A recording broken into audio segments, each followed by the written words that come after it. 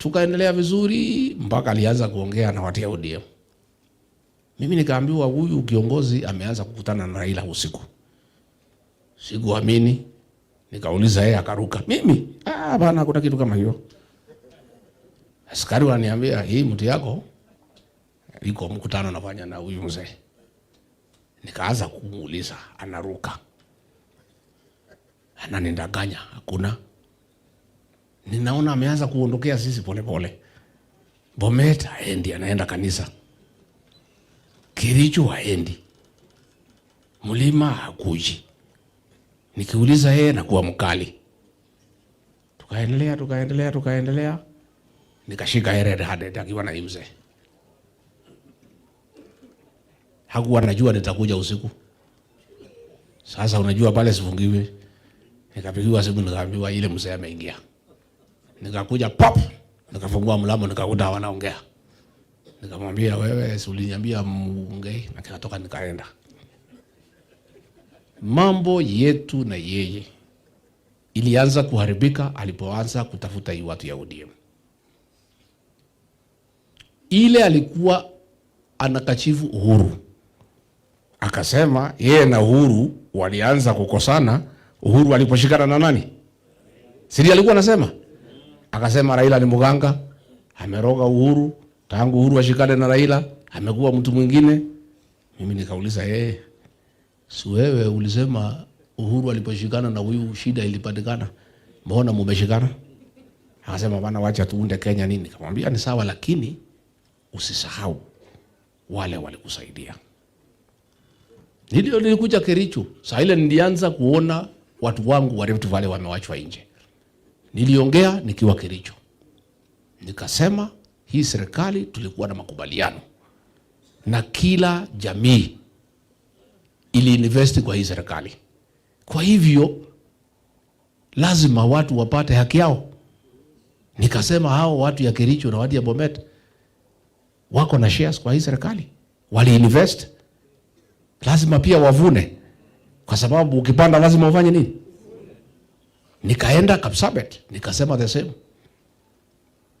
Sasa waliposhikana na Raila na ODM akanigeuka.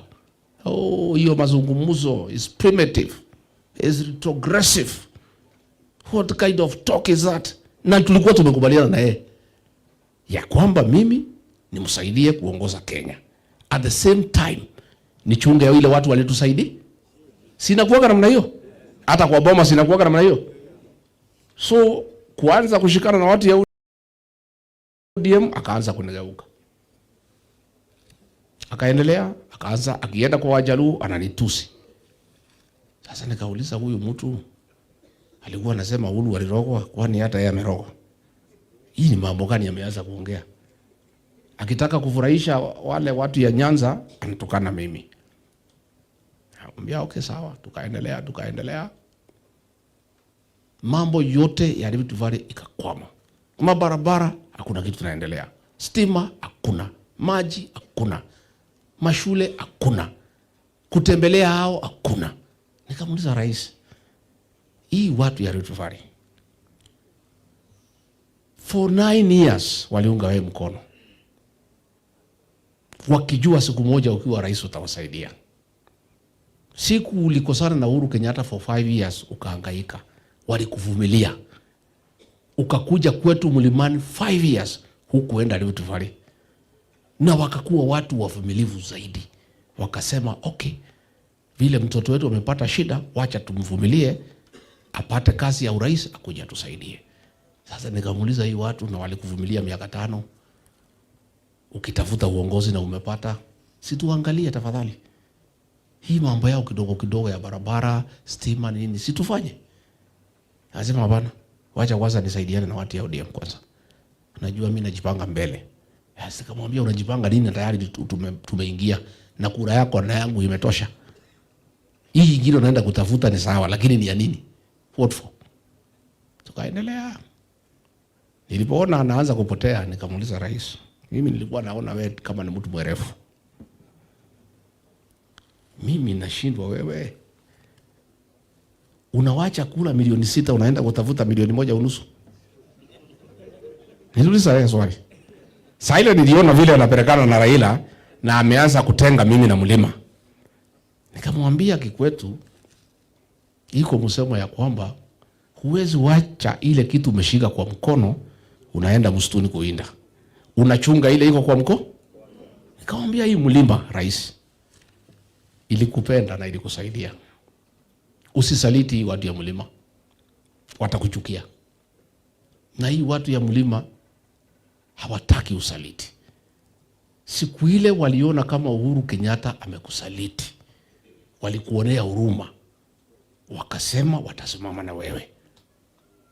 Tafadhali na kuomba, wewe uliingia kwa sababu watu wangu hawapendi usaliti. Ukiwasaliti watakuchukia mara 100. Tafadhali wachana na hii maneno. Hata kama unataka hii kura ya ODM, tafuta tu, lakini hapana kwa sana na yule. Tukaongea, nikaona haelewi, nikamtafutia mfano mwingine. Nikamwambia ile mama ulioa, mumezaa watoto naye, hata ukipata msichana mdogo mrebo na ile mama amezeeka na iko na watoto mlizaa na yeye, hapana fukuza hiyo mama. Bebeleza yeye akubali uwe ile mwingine, ukae na wote wawili. Lakini yule mumezaa naye, huyo ndio ya maana. Huyu mwingine amekuja kwa sababu uko na mali. Na hii mali mumetafuta na yule mama ya zama. Nikaona pia haelewi. Kichwa imefura. Pesa na power. Nikamketisha chini. Nikamwambia mimi naona wewe unaanza kupotea. Kwani kwa hii jamii ya Wakalenjin hakuna wazee? Mbona ukai na wazee? Siko akina Franklin Bet, iko Henry Koskei, iko Elijah Subei. New Pepsodent Herbal